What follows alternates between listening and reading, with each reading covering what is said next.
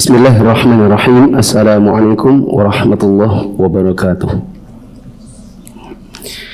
Alhamdulillahi rabbil alamin. Hamdan yuwafi ni'amahu wa yukafi mazidah kama yuhibbu rabbuna wa yardah. Asyhadu an la ilaha illallah wahdahu la syarikalah wa asyhadu anna Muhammadan abduhu wa rasuluhu la nabiyya ba'dah. Jemaah yang dirahmati Allah, kita bersyukur kepada Allah pada malam hari ini kita bisa melanjutkan kembali pembahasan Shalatul Mu'min atau ensiklopedi salat jilid yang pertama setelah minggu lalu kita libur. Dan sebagai kompensasi libur, insya Allah setelah kajian saya bagi coklat. Nanti jamaah laki-laki insya Allah di tangga sama istri saya juga ada coklat untuk para akhwat. Tapi yang sudah dapat di BDI sama Istiqlal kemarin ngantri di belakang. Kalau ada sisa baru boleh. Nah, coklatnya beli di Arafah. Jadi malam ini bisa makan coklat Arafah. Semoga tahun depan dan tahun-tahun depan teman-teman bisa wukuf di Arafah. Mari kita lanjutkan. Masih dalam pembahasan zikir setelah sholat. Sekarang zikir yang ke-6. Kata penulis, sadisan yaqra'u ayatal kursi. Untuk menghemat waktu kita dengar pembacakan Indonesia, kita simak bahasa Arabnya. Yang ke-6, membaca ayat kursi. A'udzu billahi minasyaitonir rajim. Allahu la ilaha illa huwal hayyul qayyum. La ta'khudhuhu sinatun wa la naum. Lahu ma fis samawati wa ma fil ard. Man dhal ladzi yashfa'u 'indahu illa bi idhnihi. Ya'lamu ma baina aydihim wa ma khalfahum. Wa la yuhituna bi syai'in min 'ilmihi illa bima syaa'. Wasi'a kursiyyuhu as-samawati wal arda wa la ya'uduhu hifdhuhuma wa huwal 'aliyyul 'azim. Saya berharap teman-teman bisa menghafal. Kalau sudah hafal, alhamdulillah. Kalau belum hafal, hafalkanlah. Karena menghafal ayat kursi ini sangat banyak manfaatnya. Kita bisa baca ayat kursi setelah selesai sholat fardu. Banyak orang yang membaca ayat kursi kalau ketemu hantu. Ya kan? Kalau ketemu hantu itu langsung kuat gitu. Ya, atau ikut apa itu? Tantangan apa itu yang dulu? Yang ketemu hantu itu. Uji nyali, ya, uji nyali.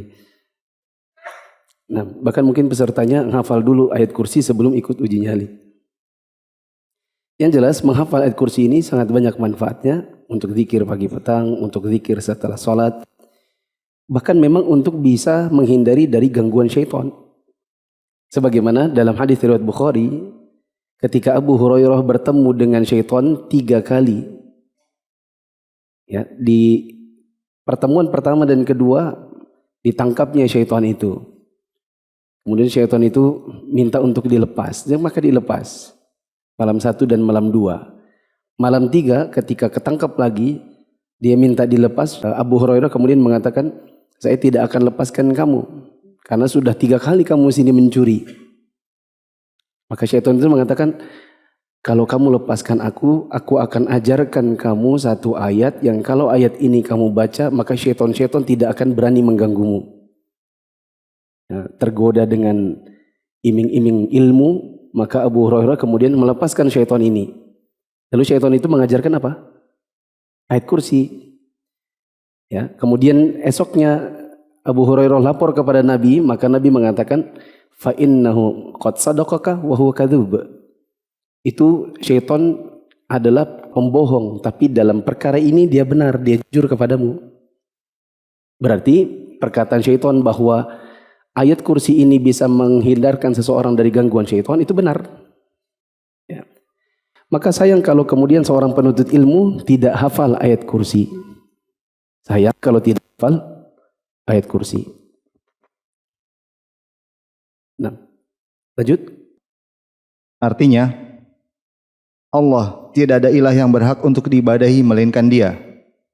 yang hidup kekal, lagi terus-menerus mengurus makhluknya, tidak mengantuk dan tidak tidur. Kepunyaannya apa yang di langit dan di bumi.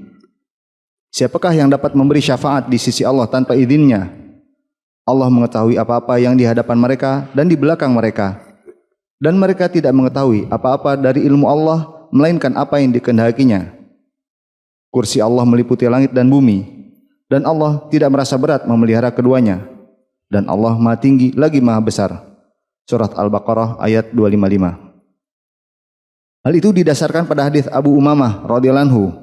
Dia bercerita, Rasulullah SAW bersabda, Man qara'a ayatal kursi dubura kulli salatin maktubatin lam yamna'hu min dukhulil jannati illa al-maut. Artinya, barang siapa membaca ayat kursi setiap selesai salat wajib, maka tidak ada yang menghalanginya untuk masuk surga kecuali kematian. At-Tabrani menambahkan, juga qul huwallahu ahad. Kalau kita diganjar oleh Allah Ta'ala untuk masuk surga apabila merutinkan ayat kursi setelah sholat, maka sudah selayaknya ini ayat kursi jangan ditinggalkan. Ini keutamaan yang luar biasa. Kalau orang membaca ayat kursi setiap kali selesai sholat, terutama sholat wajib, tidak ada yang menghalangi dia untuk masuk surga kecuali kematian. Maka rugi kalau kemudian kita tidak hafal ayat kursi. Masa iya kita kemana-mana bawa buku hanya untuk baca ayat kursi. Itu harus ada di luar kepala. Bahkan kadang-kadang apabila kita misalnya di sholat zuhur itu terburu-buru karena pekerjaan. Kita berhenti dari pekerjaan karena pergi sholat zuhur. Tapi kita sendiri juga harus segera kembali ke kantor misalnya. Karena ada meeting atau sesuatu yang urgent. Maka sepanjang jalan setelah selesai salam, Assalamualaikum warahmatullahi wabarakatuh, zikir sebentar, sebagaimana saya sampaikan 2 minggu lalu, agar kita tidak meninggalkan zikir meskipun cuma sedikit, karena ada riwayat 33, ada juga riwayat 10. Jadi kita bisa baca yang 10 kalau memang kita tidak sempat. Dan nanti sepanjang jalan pulang kita baca apa? Ayat kursi. Begitu. Biar tidak ketinggalan sama sekali. Dapat hadiah. Hadiahnya parfum. Coba sebutkan dengan bahasa Arab. Kaidah 2 minggu lalu yang saya katakan, kebaikan kalau tidak bisa dikerjakan semua, jangan ditinggalkan semua. Ada yang sudah hafal? Tidak ada. Kalau tidak ada biar ada. Tidak apa-apa Ustaz. Ma la yudraku kulluh la yutraku julluh. Atau ma la yudraku kulluh la yutraku kulluh. Kebaikan apabila tidak bisa dikerjakan semua, maka jangan ditinggalkan semua. Kita tidak bisa yang 33, kita pakai yang 10. Tidak bisa lama berzikir setelah selesai sholat karena sebuah pekerjaan. Jangan pula sepanjang pulang ada kesempatan untuk jalan kaki, kita hilangkan kesempatan itu untuk membaca ayat kursi. Insya Allah hadiahnya nyusul. Nah. Lanjut. Yang ketujuh, membaca 3 mu'awwidzat, yaitu surat Al-Ikhlas atau Qul huwallahu ahad, Al-Falaq atau Qul a'udzu birabbil falaq, dan An-Nas atau Qul a'udzu birabbin nas setiap selesai salat. Berikutnya adalah zikir yang ke-7. Kata penulis sabi'an yaqra'u al-mu'awwidzat ats-tsalath. Membaca al-mu'awwidzat yang 3, yaitu Al-Ikhlas, Al-Falaq, dan An-Nas. Dibaca setelah selesai sholat. Apa dalilnya? Yang demikian itu didasarkan pada hadis Uqbah bin Amir radhiyallahu anhu. Dia bercerita, Rasulullah SAW pernah menyuruhku untuk membaca mu'awwidzat setiap selesai sholat. 6. Saya kira jelas ya. Jadi setelah astagfirullah, astagfirullah, astagfirullah, Allahumma antas salam wa minkas salam sampai selesai. Kemudian subhanallah 33 atau 25 atau 11 atau 10. Kemudian alhamdulillah 33, Allahu Akbar 33 atau 25 atau 10. Kemudian apa lagi? Ayat kursi, kemudian Al-Falaq, Al-Ikhlas, Al-Falaq, An-Nas. Kelanjutannya yang ke-8. Kedelapan, membaca doa berikut ini 10 kali setelah salat subuh dan salat maghrib. Dikoreksi dulu, itu bukan doa tapi itu zikir. Itu bukan doa tapi zikir. Membaca zikir berikut ini.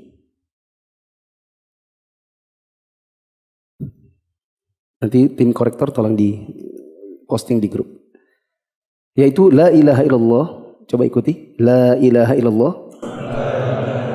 Wahdahu la syarikalah. Lahul mulku wa lahul hamdu. Yuhyi wa yumit. Biyadihil khair. Wa huwa ala kulli syai'in qadir. Dibaca berapa kali? 10 kali. Setelah selesai salat subuh dan salat maghrib. Apa arti zikir ini?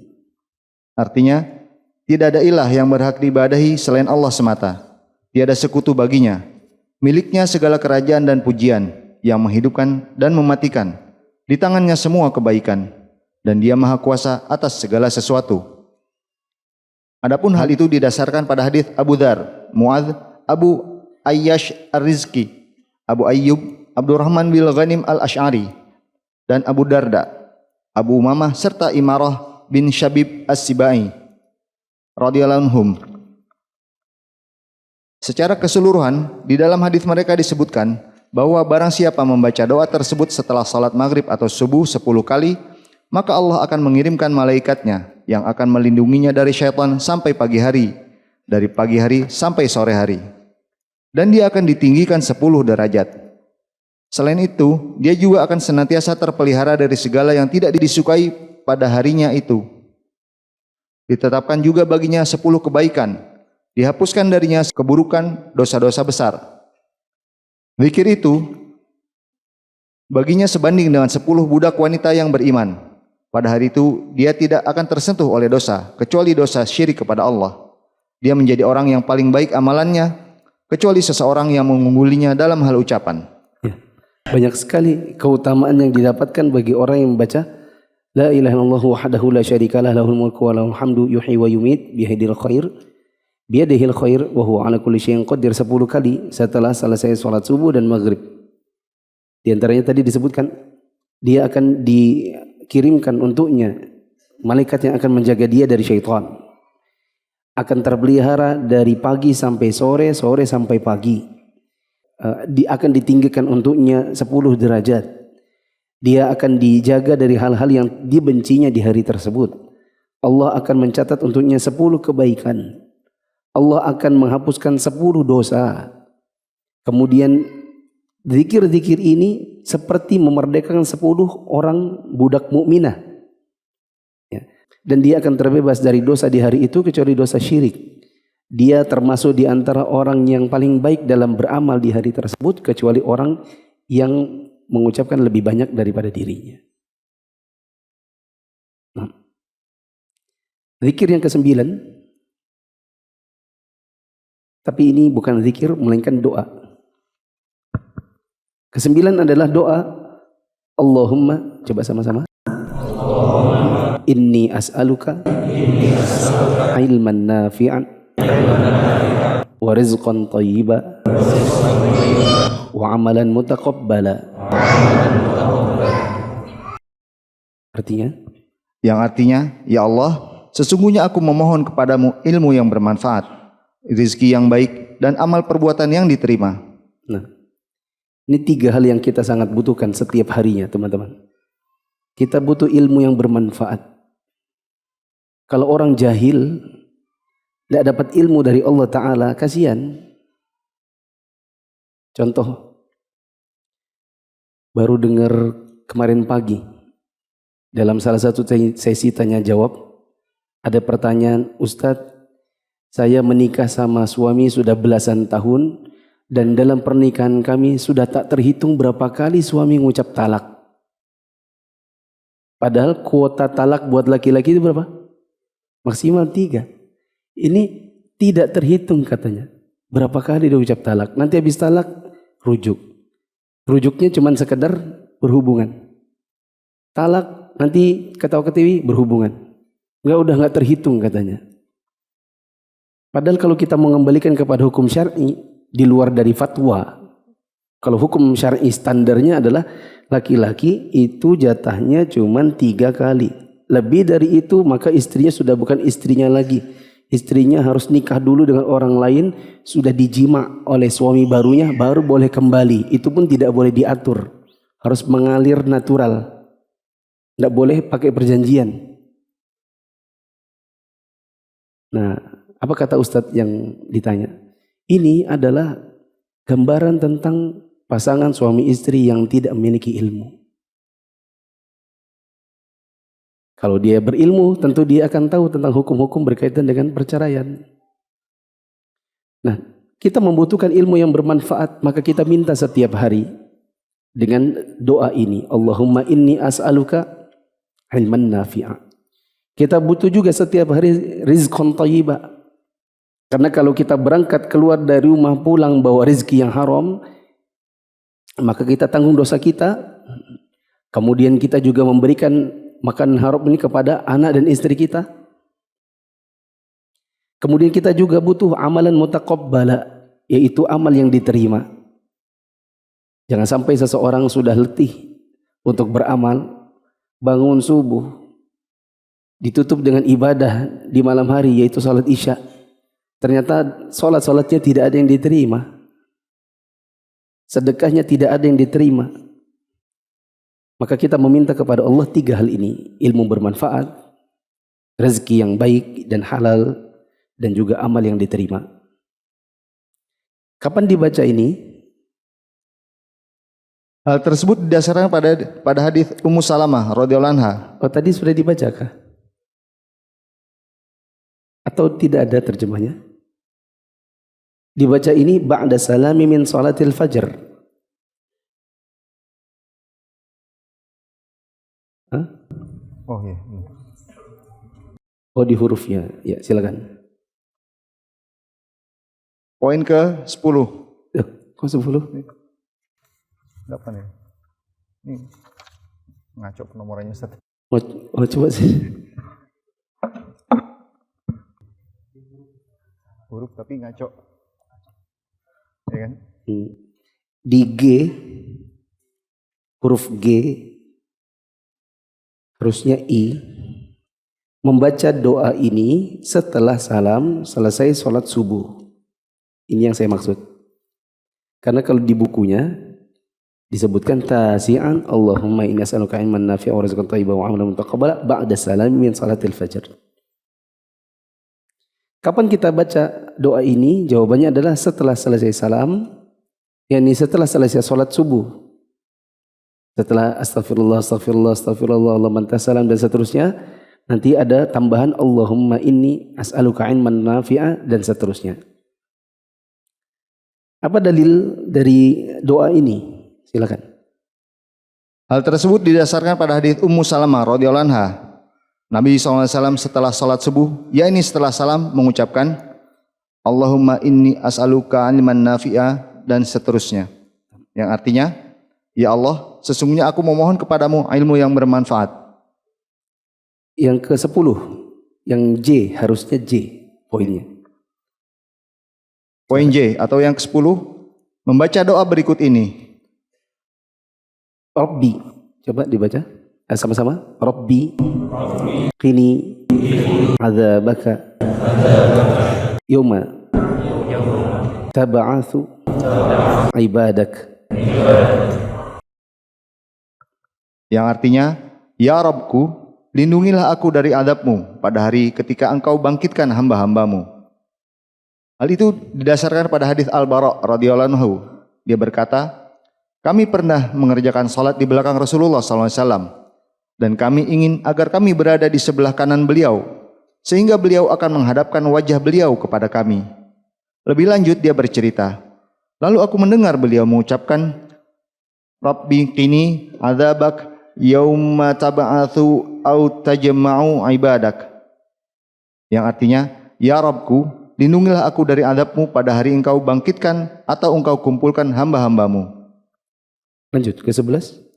Ke-11, mengangkat suara untuk berzikir ketika selesai mengerjakan salat wajib adalah sunnah. Ya, ini bukan zikir. Jadi seharusnya ini tidak dimasukkan dalam poin ke-11, melainkan catatan penting. Catatan penting, raf'u sauti bidzikri 'inda insirafin nasi minal fardhati sunnatun. Kata penulis, mengangkat suara tanpa berteriak ya. Maksudnya suaranya terdengar tanpa berteriak. Setelah selesai salat fardu itu adalah sunnah. Apa dalilnya? Hal itu didasarkan pada hadits Ibnu Abbas radhiyallahu anhu. Dia berkata, kami mengenal selesainya salat Rasulullah dengan mendengar takbir. Sementara dalam lafaz Al-Bukhari disebutkan, kerasnya suara zikir ketika orang-orang selesai mengerjakan salat fardu berlaku pada masa Nabi sallallahu alaihi wasallam. Iya. Ada riwayat Ibnu Abbas radhiyallahu anhuma. Ibnu Abbas ini termasuk di antara sahabat junior dari sisi usia, senior dari sisi keilmuan.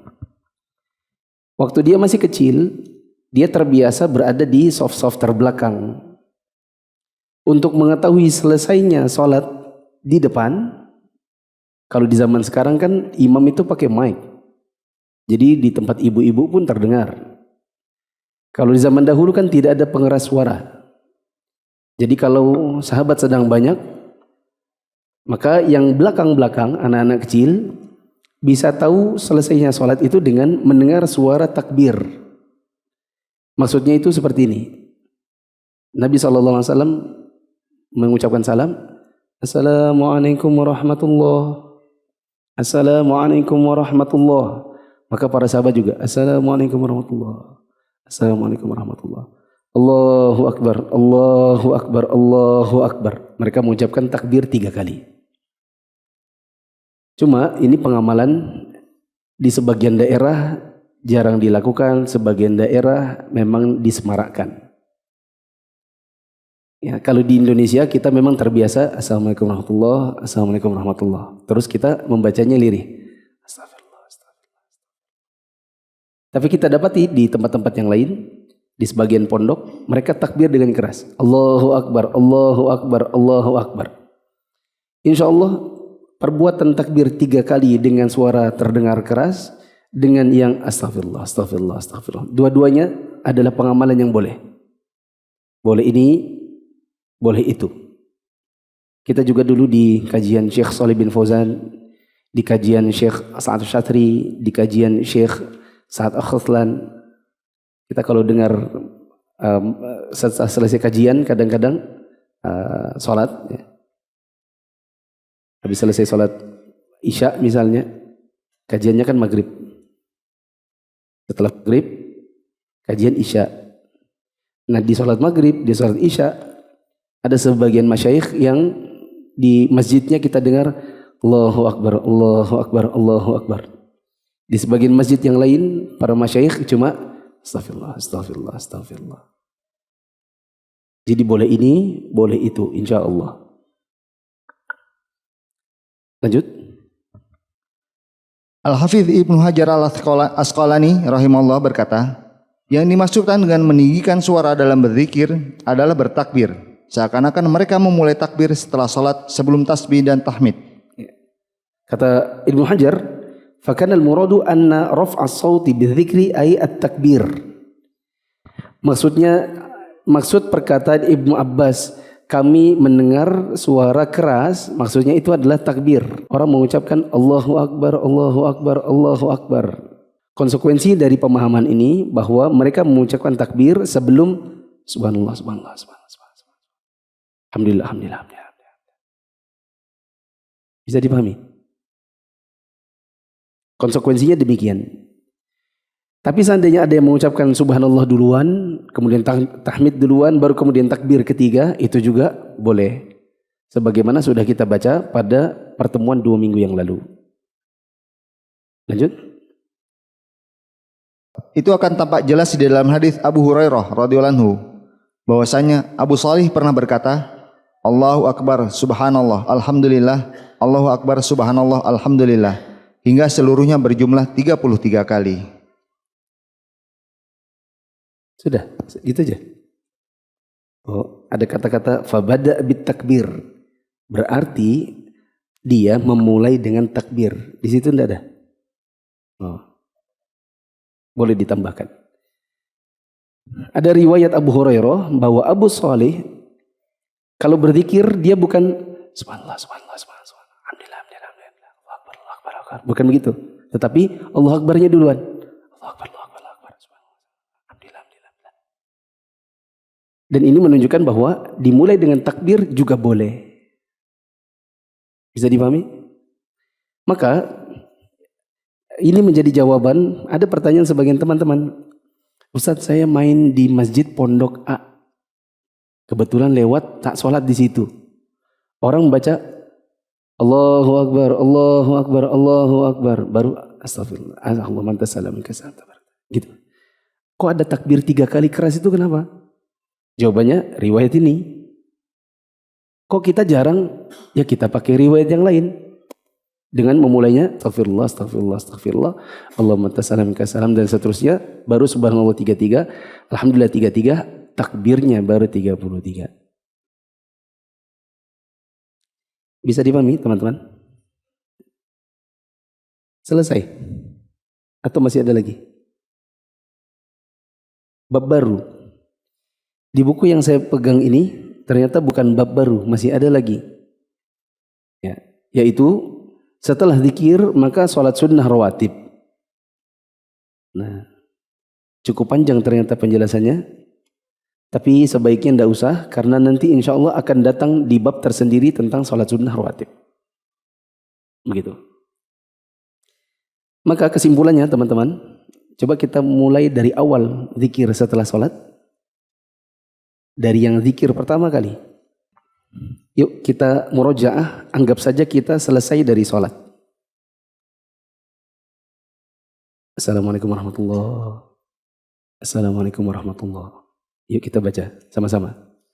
Astaghfirullah, astaghfirullah, astaghfirullah. Allahumma anta salam wa minka salam. Tabarakta ya dzal jalali wal ikram. Terus la ilaha illallah wahdahu la syarika lah, lahul mulku wa lahul hamdu wa huwa ala kulli syai'in qadir. Dibaca berapa kali? 3 kali. Terus dibacaan C, la ilaha illallah wahdahu la syarika lah, lahul mulku wa lahul hamdu yuhyi wa yumiit wa huwa hayyun la yamut biyadihi al-khair wa huwa ala kulli syai'in qadir. Allahumma la mani'a lima a'taita wa la mu'tiya lima mana'ta wa la radda lima qadaita wa la yanfa'u dzal jaddi minkal jaddu. Terus la ilaha illallah wahdahu la syarika lah, lahul mulku wa lahul hamdu wa huwa ala kulli syai'in qadir.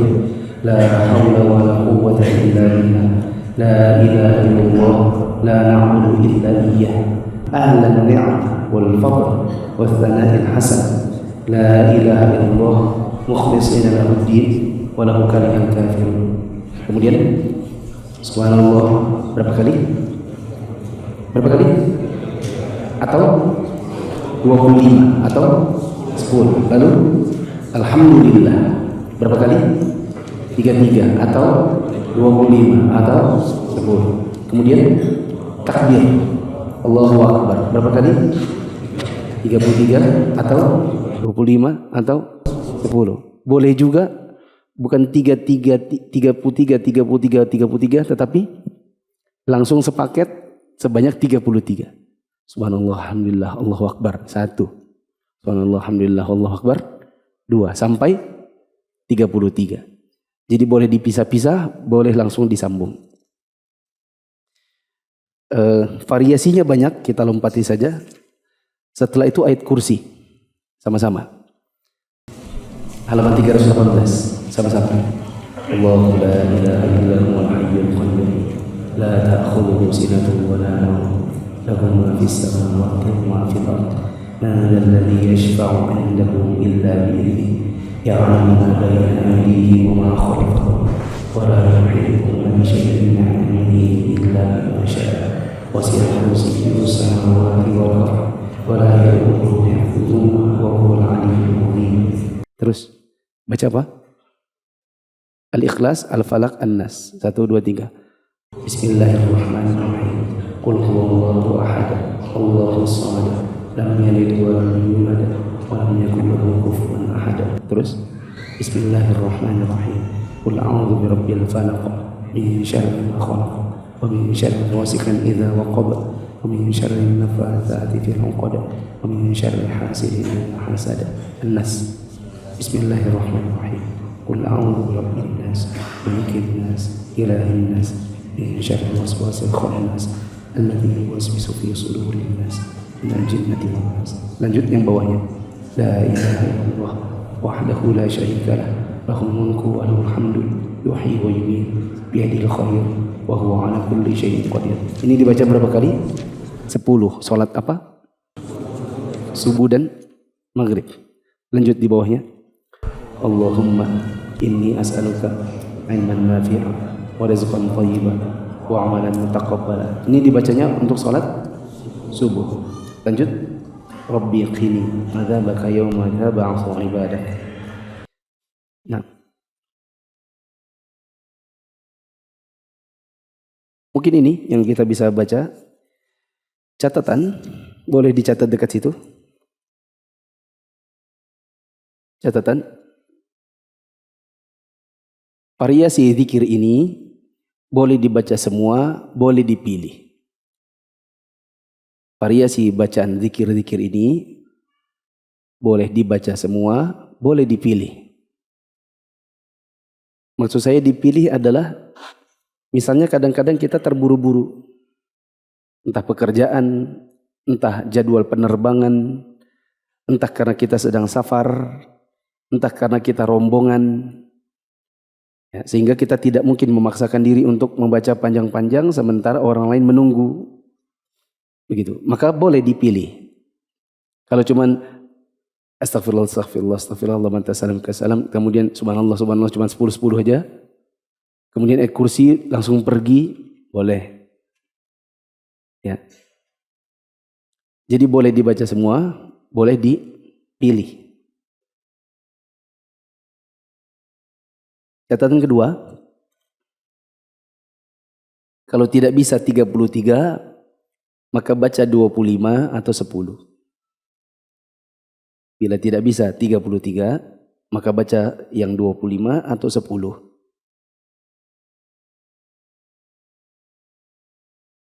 Yang mana ini yang dibaca?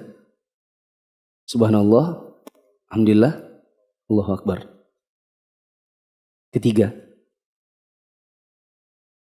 boleh dibaca sambil berdiri atau berjalan. Boleh dibaca sambil berdiri atau berjalan atau berkendaraan. Bila seseorang tidak bisa zikir dalam keadaan duduk, misalnya karena dia ingin menghemat waktu karena terburu-buru, atau karena sudah hampir jalan kendaraannya lalu dia harus berhenti dari zikirnya, dia boleh melanjutkan zikir itu sambil berjalan atau sambil berkendaraan. Nah, dan tadi apa kaidahnya? Kebaikan. Ayo, jangan sampai nanti Arabnya ndak hafal, Indonesianya ndak hafal juga. Apa tadi? Kebaikan. Jika tidak bisa dikerjakan semua, jangan ditinggalkan semua. Apa bahasa Arabnya? Ma la yudraku kulluh la yudraku julluh. Ada juga yang mengatakan ma la yudraku kulluh la yudraku kulluh. Satunya yudrok, satunya yutrok. Yudrok itu artinya didapat, digrab, itu namanya yudrok. Yutrok itu jangan ditinggalkan.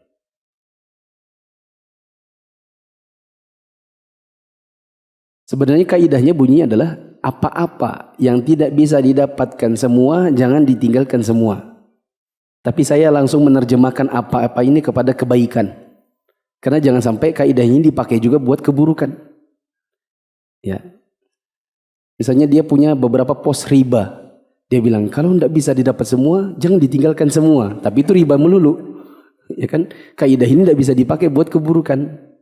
Makanya dalam kaidah ini saya langsung tafsir kebaikan. Karena tidak mungkin keburukan dipakai untuk kaidah ini. Anda baru hijrah dan bingung belajar Islam dari mana? Yuk ikut Mia. Mufid Islamic Academy atau MIA adalah sebuah program pembelajaran Islam melalui pembahasan kitab-kitab para ulama yang dibahas secara terstruktur dan berjenjang. Untuk informasi lebih lanjut tentang pendaftaran, teman-teman bisa mengakses di media sosial Mufid TV Official, baik yang ada di Telegram, YouTube, Instagram, maupun di Facebook. Assalamualaikum warahmatullahi wabarakatuh.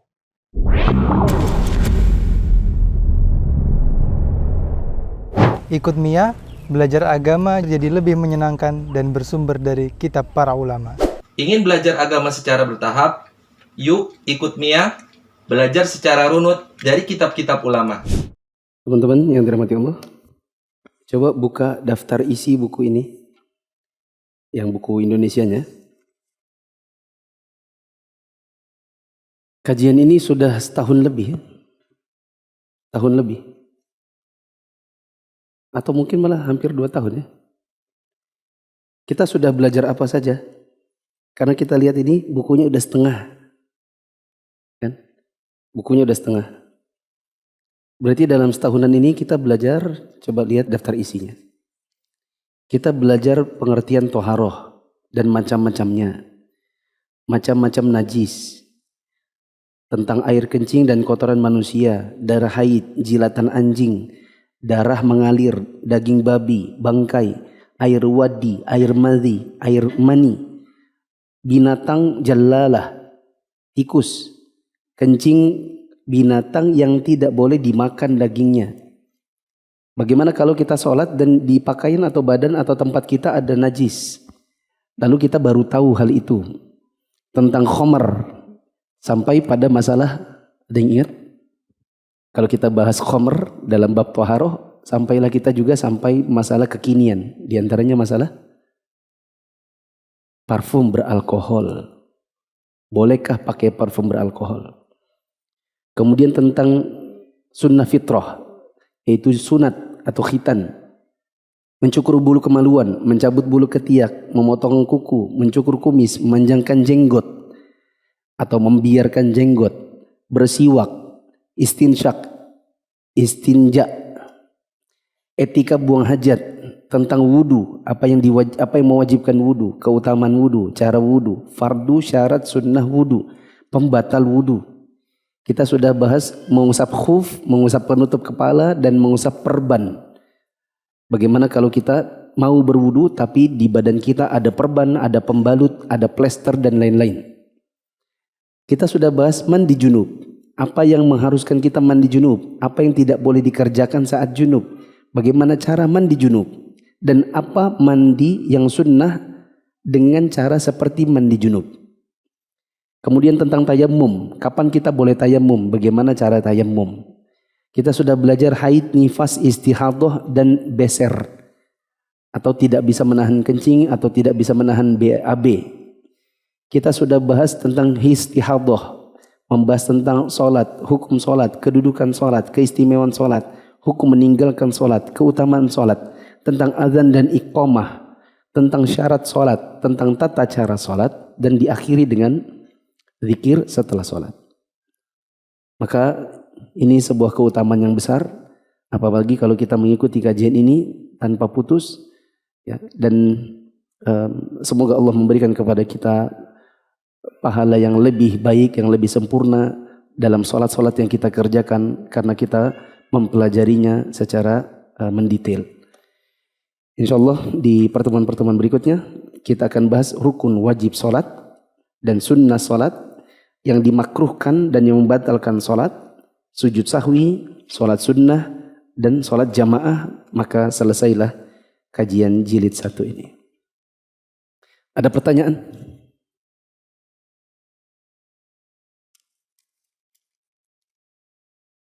Apakah membaca ta'awuz setiap surat ataukah cukup surat pertama saja? Oh, mungkin maksudnya yang dizikir.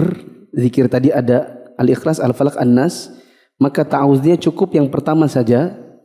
Sedangkan di tengah-tengah di antara dua surat itu hanya membaca basmalah. Pertanyaan? Jangan panjang-panjang. Baca Al-Fatihah duluan. Jadi ketika kita baca kitab sudah duluan Ustaz, imamnya belum. Kita baca Al-Fatihah duluan sebelum beliau baca. Suaranya imam terdengar. Enggak.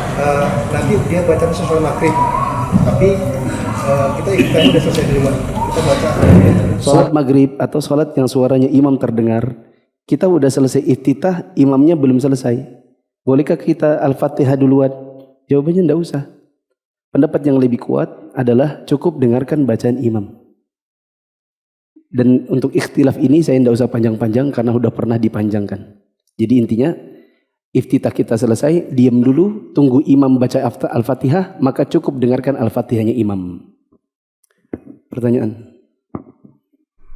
Zikir yang tadi apa harus urutan? Zikir yang tadi haruskah berurutan? Tidak harus. Jangankan berurutan, dipotong-potong dan dipilih aja boleh. Ada pertanyaan?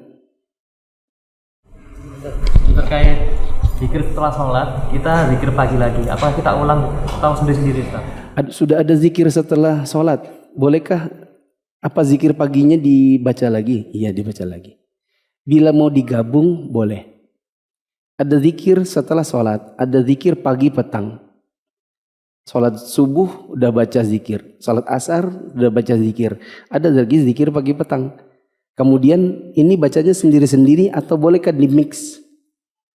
Maksudnya misalnya Al-Ikhlas, Al-Falaq, An-Nas sama ayat kursi. Ada setelah selesai sholat, ada juga di zikir pagi petang. Bolehkah digabung? Boleh. Jadi apa yang sudah dibaca di zikir setelah sholat, boleh tidak dibaca saat sedang membaca zikir pagi petang. Karena dua ibadah, bila teknisnya sama, maka dia boleh digabung. Bila memang kedua ibadah tersebut hukumnya sunnah. Pertanyaan? terkait sujud di sedang alat. Nah, ketika hendak sujud, ketika menarik celana sedikit, ketika yang sujud apakah akan masuk menahan pakaian? Kadang kita kalau mau sujud, itu kadang kita harus narik pakaian. Apalagi yang memang celananya agak ketat. Kalau kita tidak tarik, kita terjungkal ke depan. Ya kan? Apakah ini termasuk di antara menyibak pakaian?